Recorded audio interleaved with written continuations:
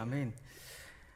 제가 어릴 때만 하더라도 기독교에 대한 이미지, 그러니까 교회 다니는 사람들에 대한 이미지는 지금보다 더 좋았던 것 같습니다.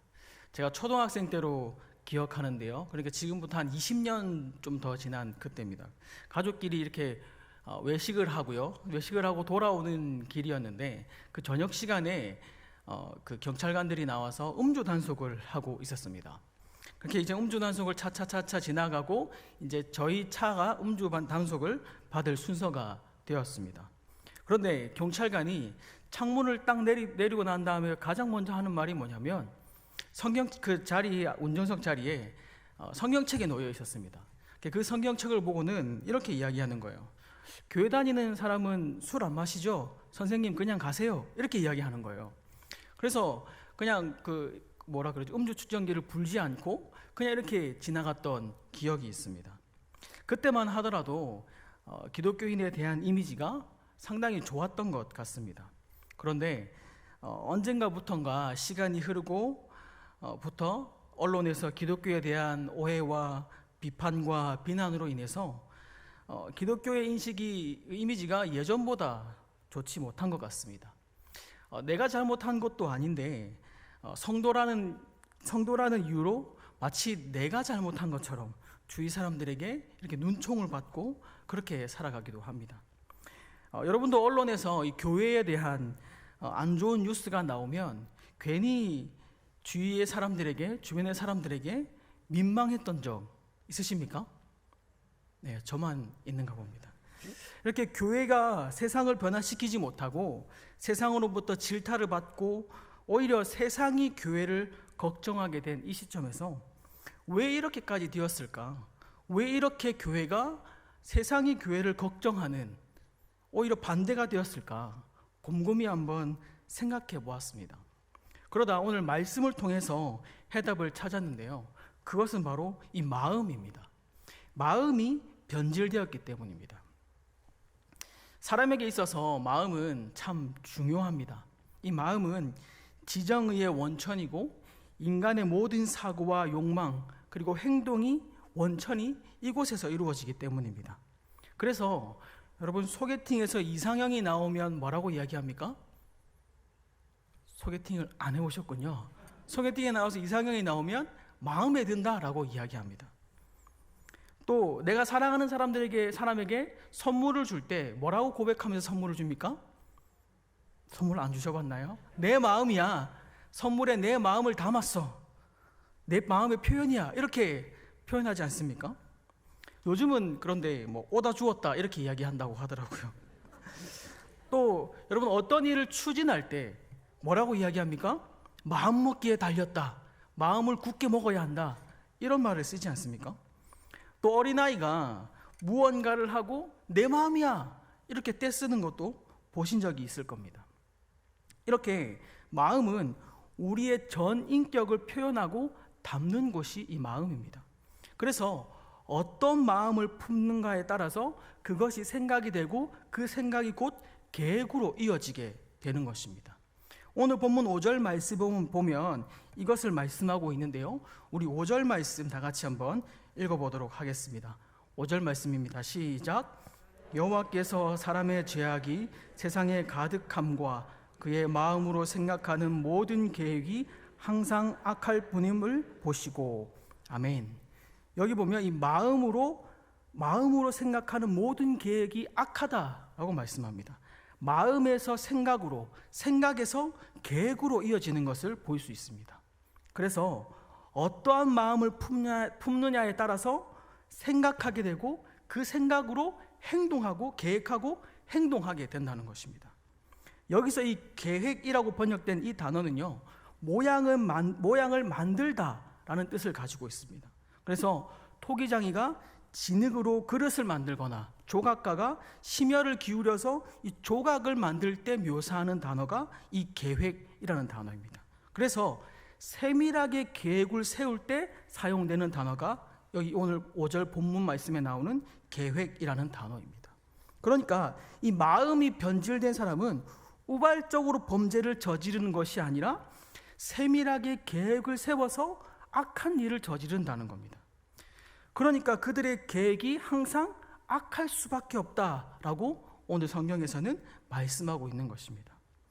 오늘 이 시대도 자칭 예수님을 믿는다고 말하는 사람들의 마음이 변질된 시대입니다. 입술로는 내가 하나님께 영광을 돌린다라고 말을 하지만 사실 내면을 들여다보면 온통 자기 자신의 것만을 생각하고 자기 것뿐만, 자기가 챙길 것만 생각한다는 거죠. 따라서 오늘을 살아가고 있는 우리 그리스도인이 지켜야 할 것이 있다면 바로 우리들의 마음입니다. 마음. 노아 시대 사람들이 이 마음이 죄로 오염되어서 변질되었기 때문에 그들이 하는 모든 행동들이 악했던 것처럼 오늘날 교회가 세상으로부터 손가락질 받고 질타받는 건 역시 이 마음이 변질되었기 때문입니다. 그래서 이 노아 시대 사람들과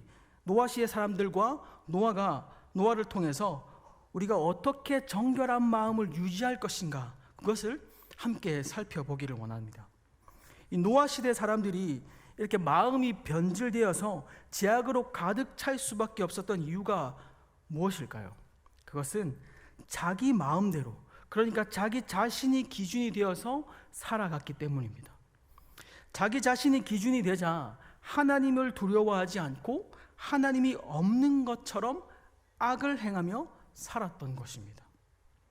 그렇게 하나님 보시기에 심히 좋았던 인간들이 자기 마음대로 자기 자신이 기준이 되어서 죄악에 사로잡히자 더 이상 인간은 하나님 보시기에 마냥 좋았던 인간이 아니라 하나님의 근심거리가 되고 말았습니다. 우리 6절 말씀 다 같이 한번 읽어보도록 하겠습니다. 6절입니다. 시작.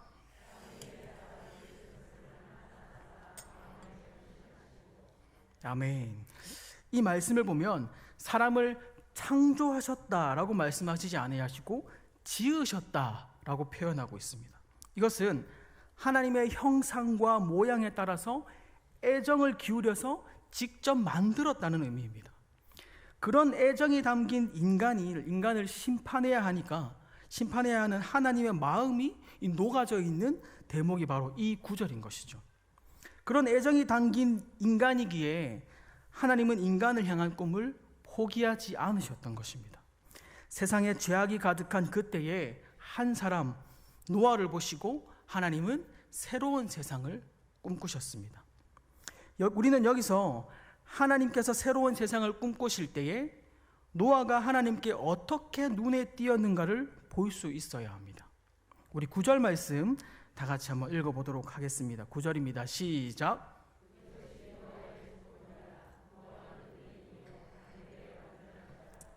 그는 하나님과 동행하였으며.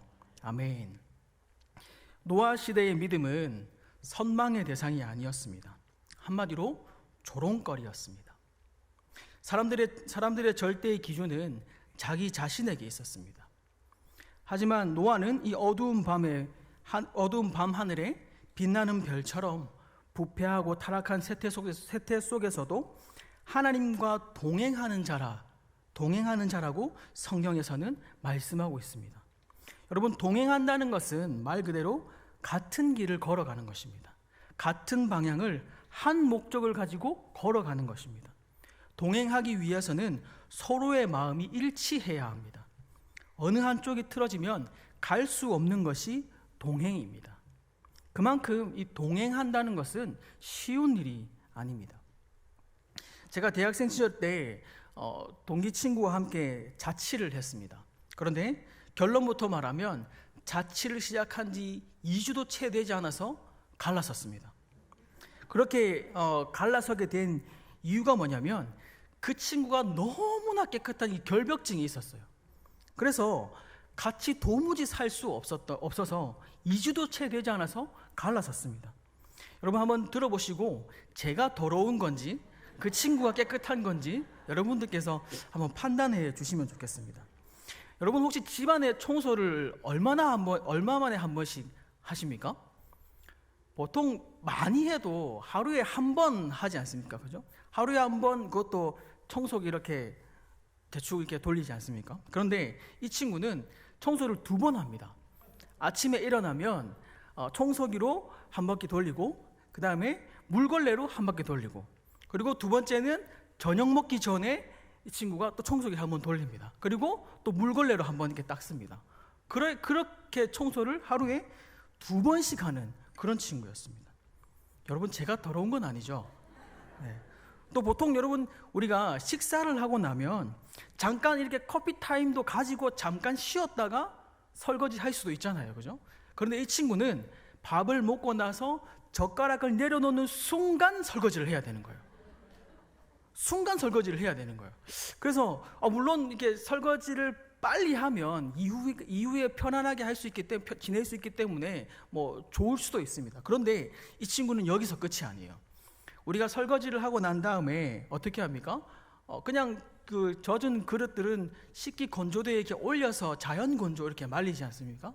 그런데 이 친구는 그렇게 하지 않습니다. 식기용 수건을 따로 비치해 두었다가 설거지가 다 끝나면 그 식기 건조대에 있는 그릇들을 그 식기 수건으로 닦아야 되는 거예요. 그 다 닦아야 설거지가 끝나는 그런 친구였습니다. 여러분, 제가 더러운 게 아닌 게 확실한 거죠? 우리 보통 그냥 식기 건조대에 말리지 않습니까? 뿐만 아닙니다. 여러분, 빨래를 뭐 이렇게 양이 2명에서 사니까 양이 좀 적을 수도 있잖아요. 남자 2명이니까, 그죠? 그러면 이렇게 빨래를 조금 모을 수도 있는데 이 친구는 그거를 못 보는 거예요. 어떻게 하냐 물어보니까 샤워할 때 빨래를 하라고 하더라고요. 자취방에 세탁기가 있었는데 이 세탁기는 도대체 왜 있는지 이해가 안 되더라고요. 그래서 2주도 채 되지 않아서 이 친구와 함께 살지 못하고 나와버렸습니다. 그래서 그 친구는 4년 내내 혼자 대학생활에서 혼자 자취를 했습니다. 최근에 보니까 아직도 혼자 살고 있더라고요. 이렇게 여러분, 누군가와 마음을 일치하고 동행한다는 것은 여간 쉬운 일이 아닙니다. 마음과 생각이 맞지 않으면 절대 같은 길을 갈 수 없는 것이 이 동행인 것입니다.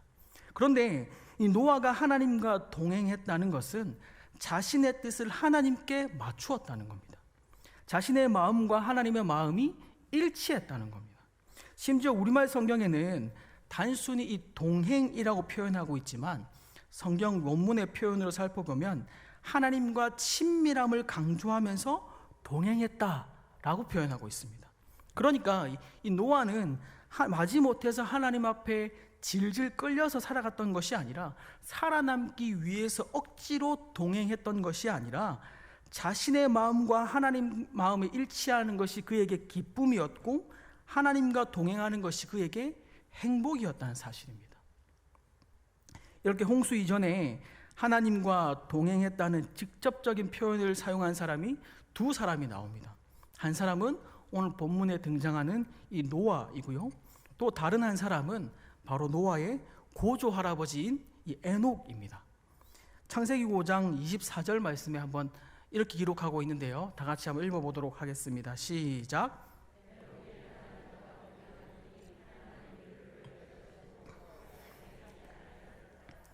아멘.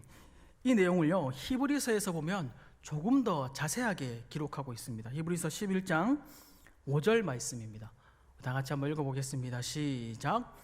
믿음으로 에녹은 죽음을 맛보 옮겨졌으니 하나님이 그를 옮기심으로 다시 보이지 아니하느니라. 그는 옮겨지기 전에 하나님을 기쁘시게 하는 자라 하는 증거를 받았느니라. 아멘. 에녹은 타락한 세상 속에서도 이 하나님과 동행하여서 하나님을 기쁘시게 하는 믿음으로 살았습니다. 그렇기에 그는 죽음을 맛보지 않았습니다. 노아 역시 하나님과 동행함으로 모든 사람이 물로 심판받아서 죽음을 면할 수 없을 그때에 죽지 않고 구원을 받을 수 있었습니다. 결국 이 에녹과 노아가 살아남은 비결은 그들의 마음이 하나님과 일치하여서 기쁨으로 하나님과 동행했다는 사실입니다. 오늘날 사람들은 다들 제각기 자기의 소견이 옳은 대로 살아가는 그런 시대입니다. 자기의 마음대로 살아가는 그런 시대입니다.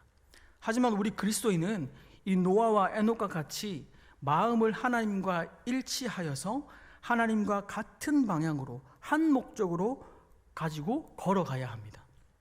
세상에 맞춰서, 세상의 기준에 맞춰서 질질 끌려가는 것이 아니라 하나님과 내 마음을 맞추는 그것이 행복이고 그것이 하나님과 동행하는 것이 참된 행복임을 믿고 살아가야 하는 것입니다.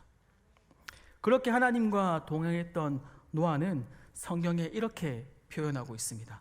우리 8절 말씀 다 같이 읽어보도록 하겠습니다. 8절 말씀입니다. 시작. 은혜를 입었더라. 아멘. 성경에서 처음으로 이 은혜라는 단어가 여기서 등장합니다. 노아가 입은 은혜는 어떤 은혜입니까? 바로 하나님의 방주 프로젝트입니다. 쉽게 말해서 하나님의 심판의 대상에서 제외되었다는 것입니다. 전 인류가 물로 심판받는 그날에 죽지 않고 구원받는 은혜를 받은 것입니다. 노아가 방주를 짓는 동안에 세상 사람들을 보기에는 그저 미친 짓이었습니다. 마른 하늘에 큰 방주를 짓고 있으니까 정상적으로 보는 사람은 아무도 없었을 것입니다. 그러나 하나님께 은혜를 입은 이 노아는 세상 사람들의 비웃음과 조롱거리에 신경 쓰지 않고 묵묵히 방주를 지어 나갔습니다. 이것이 하나님의 은혜를 입은 비결입니다.